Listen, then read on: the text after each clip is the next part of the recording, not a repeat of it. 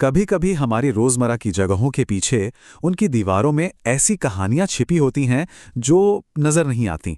आज हम 3 ऐसी ही जगहों की पड़ताल करेंगे जहां अनदेखे खतरे दुबके हुए थे। तो हमारी पहली कहानी घटती है एक बड़े शानदार होटल में। सोचिए, एक ऐसी जगह जो शानदार छुट्टियों और परिवारों की खुशनुमा यादों के लिए ही बनी हो, जहां हर कोना एकदम आरामदायक और वेलकमिंग लगता है। और फिर हमारी दूसरी और तीसरी कहानियों का सेंटर है गर्ल्स हॉस्टल, मतलब पढ़ाई, दोस्ती और नए सपनों की शुरुआत की जगह, जहां गलियारों में हंसी मजाक गूंजता है और भविष्य की उम्मीदें पनपती हैं।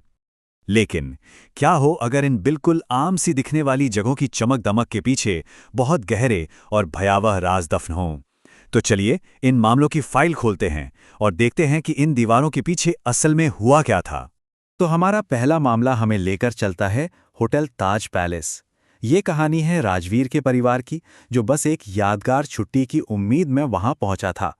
राजवीर और उसका परिवार जब इस आलीशान होटल में दाखिल हुए तो वो इसकी शानो शौकत देखकर हैरान थे। उन्हें लगा कि एक बेहतरीन छुट्टी की ये बिल्कुल परफेक्ट शुरुआत है, पर उन्हें इस बात का जरा भी अंदाजा नहीं था कि इस चमक दमक के पीछे क्या छिपा बैठा था। असल में इस होटल की दीवारों में सुमित्रा नाम की एक दुल्हन की बहुत दुखद कहानी दफन थी। वो अपने पति नरेश के साथ अपने परिवार की सारी दौलत लेकर भाग आई थी, लेकिन नरेश ने पैसों और गहनों के लालच में उसकी हत्या कर दी। और इससे भी ज्यादा चौंकाने वाली बात यह थी कि होटल के मैनेजर और रिसेप्शनिस्ट ने भी रिश्वत लेकर उसकी लाश को ठिकाने लगाने में नरेश की मदद की। कहते हैं तब से हर अमावस्या की रात को सुमित्रा की आत्मा अपना बदला लेने लौटती है। माना जाता है कि इस रात को आत्माओं की शक्ति कई गुना बढ़ जाती है। तो होता यह है कि राजवीर का सामना दुल्हन के लिबास में सजी सुमित्रा से होता है। वो तो बस उसकी खूबसूरती में खोया हुआ था, लेकिन तभी उसकी नजर पास के एक शीशे पर पड़ी और उसके होश ही उड़ गए। सुमित्रा तो ठीक उसके सामने खड़ी थी, पर आईने में उसका कोई अक्स था ही नहीं। और बस यही वो पल था जब खूबसूरती अचानक खौफ में बदल गई। इसके बाद तो हालात बहुत तेजी से बिगड़ते हैं। वो आत्मा एक रूम सर्विस लड़के को मार देती है और फिर राजवीर के परिवार को फंसा लेती है। उसकी एक ही मांग थी, उसके हत्यारों यानी मैनेजर और रिसेप्शनिस्ट को उसके हवाले कर दिया जाए। अब अपनी जान बचाने के लिए परिवार ने चालाकी से उन दोनों को धोखे से आत्मा के सामने ला खड़ा किया, जिसके बाद आत्मा ने अपना बदला पूरा किया और परिवार किसी तरह वहां से भागने में कामयाब हो गया। चलिए अब दूसरे मामले की तरफ बढ़ते हैं। ये कहानी है ऐना की, एक बहुत ही होनहार छात्रा जो आगे की पढ़ाई के लिए एक नए गर्ल्स हॉस्टल में रहने आई है। हॉस्टल पहुंचते ही ऐना का सामना कुछ अजीब घटनाओं से होता है। एक रहस्यमयी लड़की है जूलिया, जो उसे कमरा नंबर 101 से दूर रहने की वार्निंग देती है। फिर जल्द ही ऐना को अपने बंद कमरे में परछाइयां दिखने लगती हैं। उसके हाथों पर खून आ जाता है और छत से खून टपकने लगता है। और फिर एक दिन एक छिपकली जैसी भयानक दिखने वाली आकृति छत से उस पर हमला कर देती है। तो इस हॉस्टल का राज था काला जादू।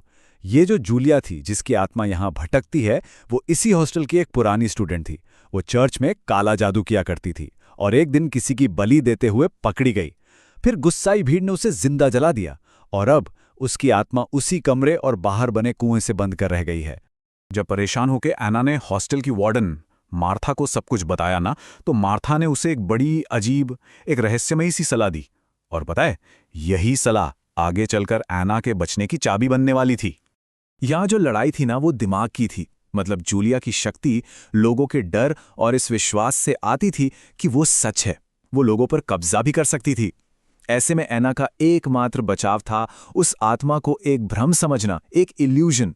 और जैसे ही ऐना ने उसकी हकीकत को नकार दिया, आत्मा का उस पर से कंट्रोल टूट गया और वो वहां से भागने में सफल रही।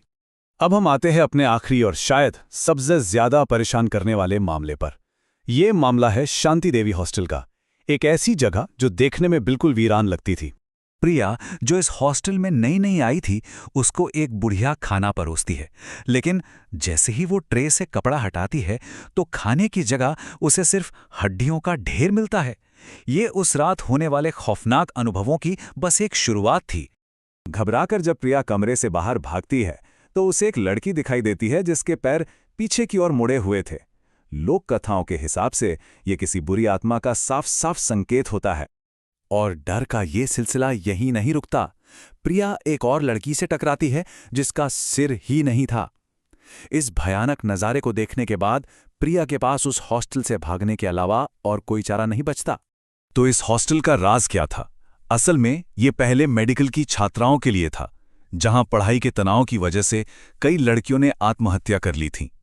अब उन सभी की आत्माएं और साथ में 20 साल पहले मरी एक वार्डन की आत्मा मिलकर इस इमारत में भटकती हैं और ये गीता जैसी जिंदा लड़कियों को अपनी ओर खींचती हैं, जिसका बाद में सिर्फ कंकाल मिला था। तो इन तीनों कहानियों को अगर हम एक साथ देखें तो कुछ ऐसे धागे नजर आते हैं जो इन्हें आपस में जोड़ते हैं। चलिए इसका एक छोटा सा विश्लेषण करते हैं। इन तीनों ही कहानियों के सेंटर में गहरी इंसानी भावनाएं हैं। पहली कहानी धोखे और हत्या के बदले से पैदा हुई थी, दूसरी काले जादू से बने एक शाप से, और तीसरी एक सामूहिक त्रासदी और गहरी निराशा से।